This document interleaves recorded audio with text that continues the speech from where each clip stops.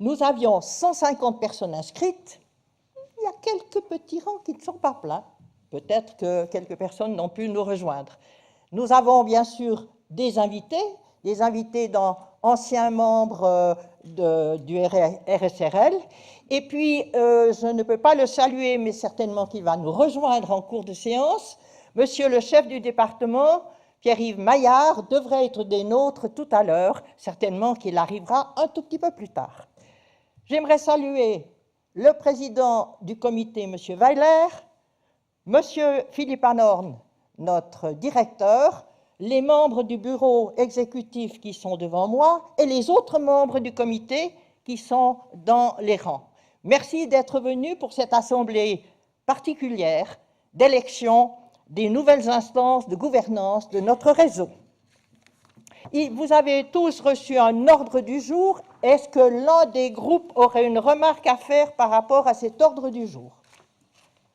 Ce n'est pas le cas, il est donc accepté. Vous avez reçu le procès-verbal de notre Assemblée générale du 6 décembre.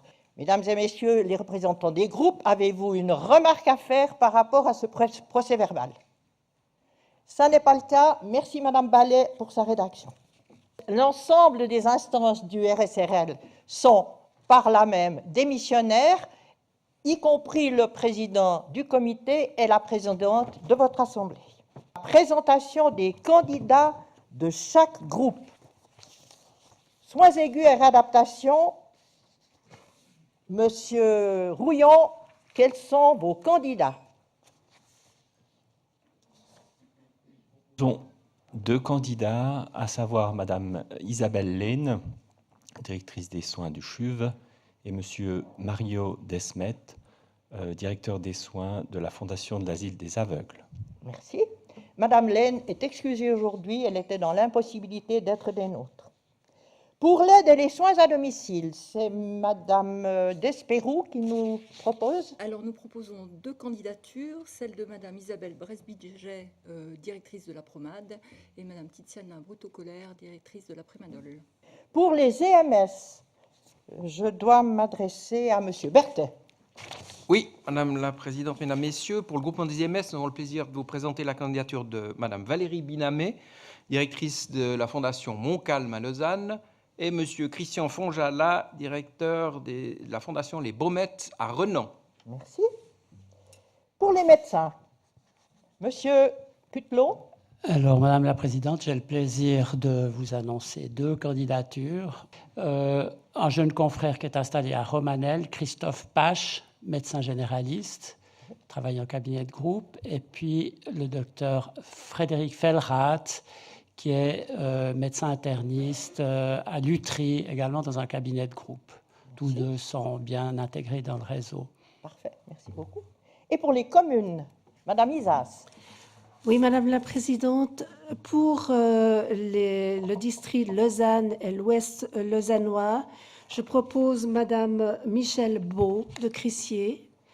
Et pour les districts Gros-de-Vaud et de Lavaux-Oron, Monsieur Dominique Tille de Houlon. Parfait. Mesdames et messieurs, vous avez maintenant pu voir qui sont tous les candidats. Est-ce qu'il y a encore une remarque ou un ajout ou une proposition? Ce n'est pas le cas, je vous remercie. Dès lors que tous les groupes acceptent les présentations qui ont été faites et les personnes qui ont été proposées, je vous propose de les applaudir comme nouveaux membres du comité du RSRL.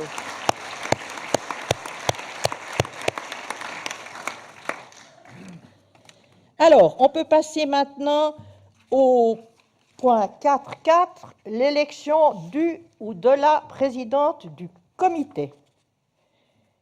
Et je demande à un groupe qui a une proposition pour la présidence du comité. Madame Despérou. Alors pour les soins à domicile, nous proposons Madame Isabelle Bresbiget. Madame Bresbiget qui est proposée. Est-ce qu'il y aurait d'autres propositions de l'un ou l'autre des groupes? Ça n'est pas le cas. Alors écoutez, je crois qu'on peut, avec des grands applaudissements, applaudir Madame Bresbiget comme présidente du nouveau comité du RSRL. Merci de votre confiance. Je me réjouis de poursuivre la collaboration avec grand nombre d'entre vous, puisque j'ai la chance de vous connaître déjà, et de relever les enjeux qui sont les nôtres. À très vite. À l'apéro déjà.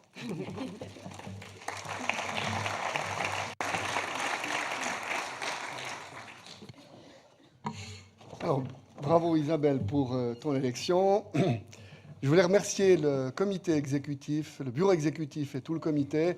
Je voulais remercier Philippe Annorn, toute son équipe et tous les collaborateurs du réseau pour le magnifique travail qui a été réalisé durant toutes ces années. J'ai appris beaucoup de choses, j'ai découvert beaucoup de choses et j'ai vraiment eu un grand plaisir à collaborer avec tous les acteurs du réseau de la santé. C'est vraiment très riche et j'espère que les nouveaux membres du comité auront ce plaisir. Alors, mesdames et messieurs, on peut passer au point 4.5, c'est l'élection du ou de la nouvelle présidente. Il fallait quelqu'un qui ait du coffre pour succéder à Madame Bruguera, qui nous avait déjà annoncé dans le courant de l'année dernière qu'elle ne serait pas candidate à sa réélection. Donc nous avons cherché parmi des personnes qui ont un profil intéressant et nous avons le plaisir d'avoir eu une candidate que je vous présente, qui est parmi nous. C'est Madame la députée Léonore Porchet. Certaines et certains d'entre vous la connaissent sans doute. Elle est députée au Grand Conseil. Elle est membre de la commission santé du Grand Conseil. Madame Léonore Porchet, vous êtes élue.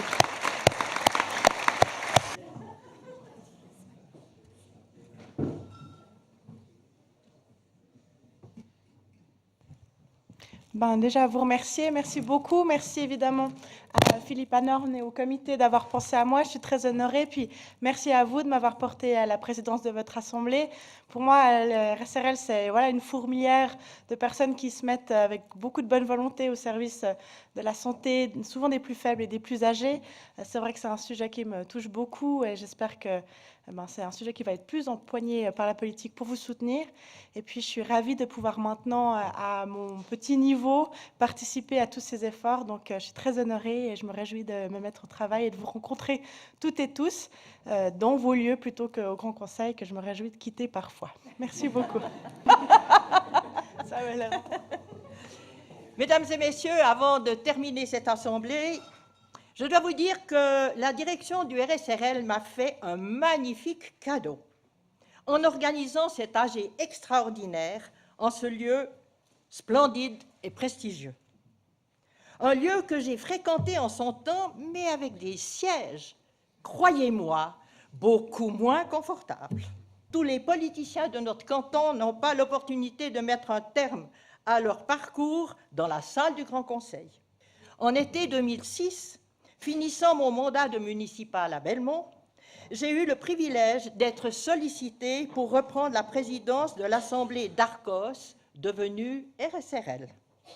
Ma formation et mon parcours m'ont été très utiles tout au long de ces 12 années de présidence.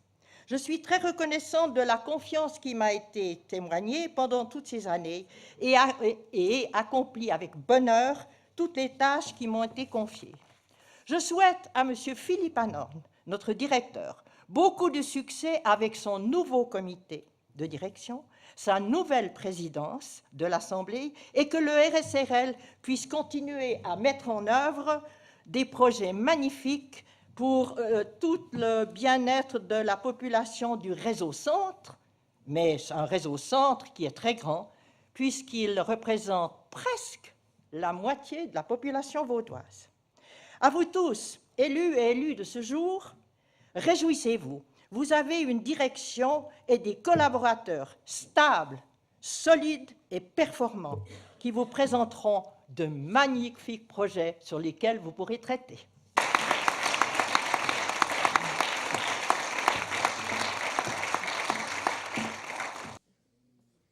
Alors, merci beaucoup, mesdames, messieurs. Je suis très heureux d'avoir devant moi tout le comité avec lequel, ou presque tous les membres du comité avec lesquels j'ai eu le plaisir de travailler. Et puis, j'avais très envie aussi d'inviter à venir parmi eux une personne que j'ai bien connue à l'époque, puisque j'étais un jeune cadre dynamique au service de la santé publique. Je faisais partie de l'équipe de Rigolo qui a lancé un appel à la constitution des réseaux de soins. Et il y a 8 réseaux à l'époque, entre 98 et 99, qui se sont annoncés comme candidat à la constitution d'un réseau de soins, et l'un d'entre eux était celui de la région lausannoise, et la personne qui en a pris la direction dans sa phase de constitution, et après pour plusieurs années, c'est Anne-Françoise de Colony qui est parmi nous, et je suis très content de l'accueillir cet après-midi à l'occasion des 20 ans du réseau.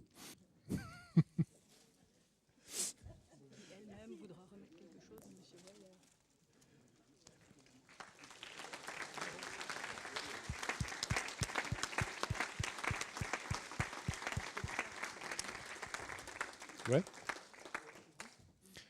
bien, alors on peut pas descendre pour l'apéro, c'est trop tôt. Vous pouvez bouger un tout petit peu, vous répartir un petit peu votre lieu et être là à 17h, juste avant les 20. Voilà, nous avons le plaisir d'accueillir à l'heure dite, c'est-à-dire à 17h20, comme nous vous l'avions promis, monsieur le chef du département de la santé et de l'action sociale. Bienvenue à Pierre-Yves Maillard. On se réjouit de l'entendre. Auparavant, je vais vous donner quelques éléments d'information, puisque ça vous a été annoncé. Nous fêtons cette année, ce sera au mois de décembre à vrai dire, mais on commence cette année en se mettant sur le bon pied et pour le plaisir avec quelques manifestations pour célébrer ces 20 ans. Les 20 ans d'une association dont beaucoup parmi vous étaient déjà membres au mois de décembre 1999, lorsque l'association du réseau de la communauté sanitaire de Lausanne a répondu à l'appel à la constitution des réseaux de soins que lançait le canton de Vaud. Vous avez sous les yeux le communiqué de presse du 9 décembre. Le 9 décembre, on annonçait que 38 TMS, 3 associations de soins à domicile, quelques hôpitaux. Et puis, à peine quelques mois plus tard, le 5 juillet, il était déjà question de 45 EMS. Donc, manifestement, le succès était au rendez-vous. Le réseau, depuis 20 ans, il a perfectionné son core business, comme on pourrait dire en bon français, c'est-à-dire son activité principale, le BRIO, le Bureau régional d'information et d'orientation. On travaille sur beaucoup de projets importants, intéressants, la planification anticipée des soins, depuis cette année avec le soutien du département. La même chose dans le domaine de la santé mentale, le plan de crise conjoint, où on est là aussi dans une mesure d'autodétermination, d'anticipation, où avant que les crises surviennent, on essaye de créer cette alliance entre les patients et les équipes de première ligne qui sont à leur contact. J'ai le plaisir de donner la parole à Cédric Mabir, maître d'enseignement et de recherche, docteur en sciences infirmières et qui travaille à la faculté de biologie et de médecine, à l'Institut universitaire de formation et recherche en soins, et un peu au CHUV aussi. Et on se réjouit d'entendre en quelques minutes le regard que vous portez sur la coordination des soins aujourd'hui et surtout demain. Merci. Mesdames, Messieurs, merci beaucoup pour cette invitation. Je change vite le slide d'une photo qui a plus de 10 ans. Mon regard, en fait, c'est celui d'un chercheur en soins infirmiers, mais j'aimerais vous apporter ce qui me semble important dans la relation entre le patient et les soignants, dans la coordination des soins. La coordination, c'est l'organisation du soutien et la mise du soutien pour les personnes et la mise en relation des prestataires de soins pour répondre à une demande d'un patient qu'il a formulée ou qu'il n'a pas formulée. Cette coordination, elle demande des connaissances du réseau qui est extrêmement importante. Elle demande des compétences. Et je pense que les infirmières de liaison sont un acteur qui est relativement important pour à la fois évaluer ce qui se passe avant un épisode de soins, à un moment donné dans le parcours d'une personne, évaluer maintenant ce que la personne a besoin et puis anticiper ce qu'elle aura besoin après, peut-être changer son environnement, son lieu de vie. Et au-delà de la structure et de l'organisation, qu'on a vu un tout petit peu là aujourd'hui, il y a des questions qui se posent par rapport au quoi et au comment. Et comment on fait pour faire des soins centrés sur le patient? Comment on fait pour faire des soins avec un patient qu'on considère comme partenaire maintenant, dans une durée de soins qui est très très courte, et avec des intervenants qui sont multiples? Et ça, c'est des questions qu'on se pose au jour d'aujourd'hui en recherche, parce que ce contexte-là, et qui est le nôtre, hein, l'augmentation du nombre de personnes âgées, l'augmentation de la demande qu'il va y avoir, alors on ne va pas répondre à toutes les demandes, ça me choque quand même. La question, ça va être de savoir à quel type de demande on va répondre et comment. Comment on interagit et comment on fait ces soins centrés sur le patient. Il y a un modèle qui a été développé par des médecins généralistes américains et que je trouve particulièrement intéressant parce qu'il donne une perspective différente de la personne âgée. Le modèle s'appelle le modèle de complexité cumulée. La situation devient tellement complexe pour la personne à gérer avec son proche en regard de ses capacités qu'il y a une disruption. Elle n'arrive plus à répondre. On est dans un clash complet de prise en charge. Toute la liste de prestations qu'on y a proposées, ça ne marche plus. Donc on doit faire des choix. Et ces choix, la question c'est de savoir, quand on parle des soins centrés sur le patient ou du patient comme partenaire, c'est de savoir comment on va les combiner, comment on fait pour faire ces choix. Est-ce que c'est nous qui faisons les choix? C'est qu'à un moment donné, la personne, elle n'en peut plus. On ne peut plus donner encore plus de conseils, de prestations de soins, de gestion des symptômes, de traitement, d'organisation pour aller voir un certain nombre de personnes. C'est fini. Elle est au maximum de sa capacité pour répondre à la charge qu'il impose ces nouveaux symptômes. Et là, l'approche des soins centrés sur le patient, l'approche du patient comme partenaire prend tout son sens. C'est que tout d'un coup, il faut arriver avec cette personne à dialoguer avec elle, en rentrant en communication avec elle, pour faire les choix. Et quand on a posé, en fait, la façon d'approcher les patients, quand on a posé ce qui est important pour eux et ce qui est important pour nous, du coup, dans la relation de soins, il me semble que la coordination des soins, elle porte beaucoup plus de sens. La coordination des soins, elle va être importante autour de cette information-là. Et mon travail et le travail des gens en soins infirmiers, il est là-dessus, d'essayer de faire émerger des compétences des infirmières et des soignants dans l'interaction avec des patients pour la prise en charge de la complexité. Et du coup, qu'est-ce qu'on va coordonner dans un réseau de soins en termes d'information et comment on va le faire? Ça, c'est les principaux travaux que je voulais partager avec vous et les questions qu'on se pose, pour moi, ce sont les enjeux de la coordination des soins dans les années qui sont à venir. Je vous remercie beaucoup. On a le plaisir maintenant, pour terminer, de donner la parole à Pierre-Yves Maillard. Nous nous réjouissons de vous entendre.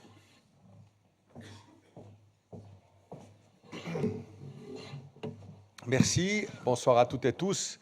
Je crois que la journée a été longue et que l'apéro menace, comme on dit. Nous sommes devant une évolution de notre population, de notre réalité, qui est de voir passer à peu près, si vous imaginez la ville de Lausanne coupée en deux, ben vous considérez que la moitié ouest, 55 000 personnes, c'est l'ensemble des personnes de 75 ans et plus qui vivent aujourd'hui dans notre canton.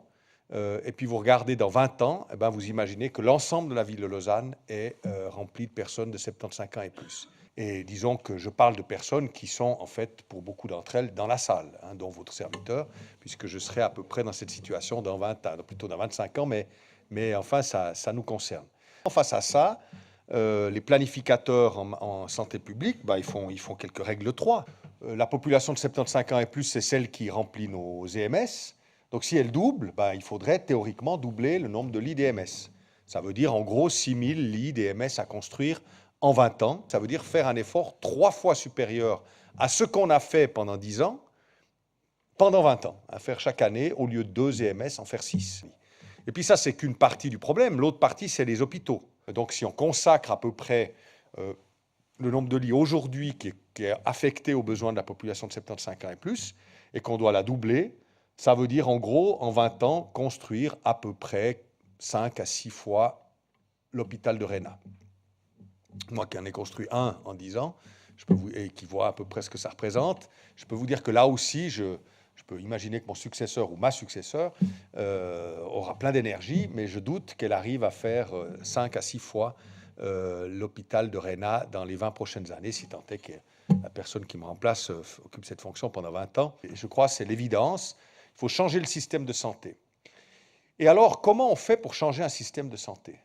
L'un des problèmes que nous avons, que pose le problème démographique, c'est qu'on se dit, mais bon sang, on risque d'avoir une grande peine à donner dans 20 ans autant qu'on donne aujourd'hui en termes de prestations, d'infrastructures, de prestations de soins. On se dit, mais on ne pourra pas se payer ça, on n'aura pas les ressources financières, on n'aura pas les ressources humaines, etc. Donc, on va devoir donner un peu moins.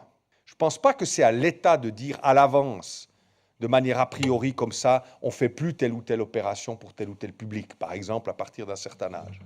Mais quelqu'un doit le faire. Et ce quelqu'un, c'est, à mon avis, justement, et vous l'avez très bien décrit, c'est cette alliance fragile, délicate, qui se joue entre le patient et ses soignants.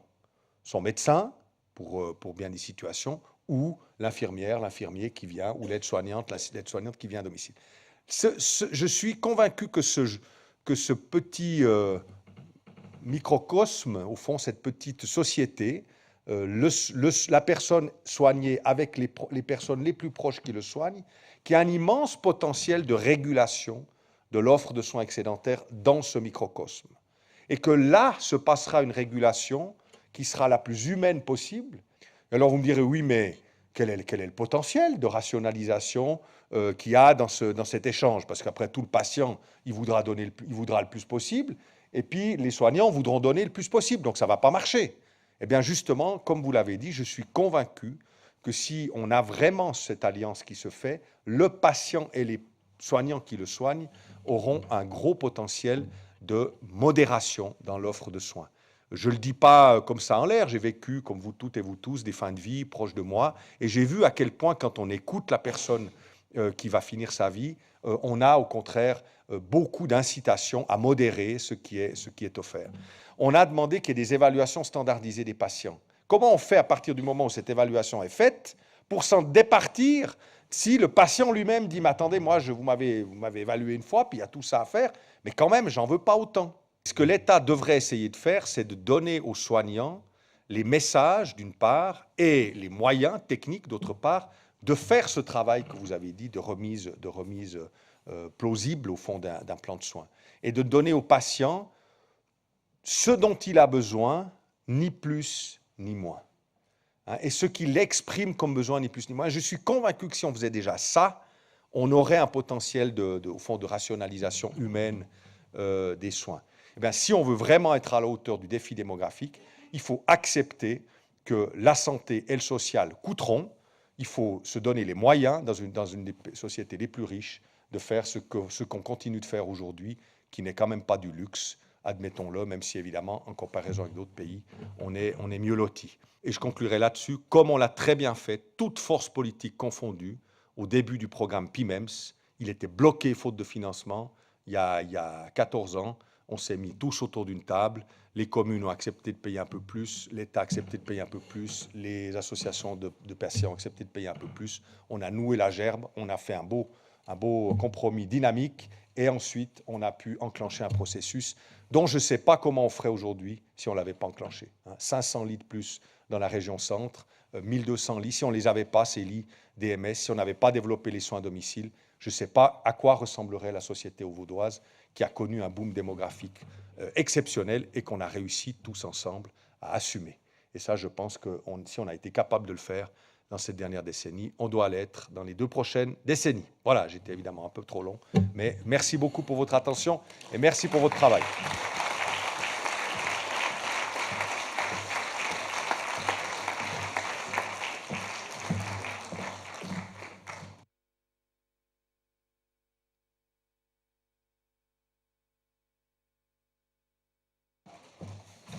Merci beaucoup, monsieur le conseiller. Vous avez un tout petit dédommagement. Vous trouverez l'enveloppe avec le voyage pour Abu Dhabi dans le sachet de gauche. La table de concertation à l'échelle régionale, c'est celle de votre comité. C'est le comité que vous avez élu ce soir. Il a les moyens de réfléchir, d'essayer, de rater, de réussir et de désigner des groupes de travail dans lesquels on va tester ces modes de collaboration qui vont permettre de changer le fonctionnement du système de santé. Je vous remercie de vous y engager et je vous invite sans plus tarder à aller partager le verre de l'amitié qui est servi à la buvette. Merci beaucoup, bonne fin de soirée.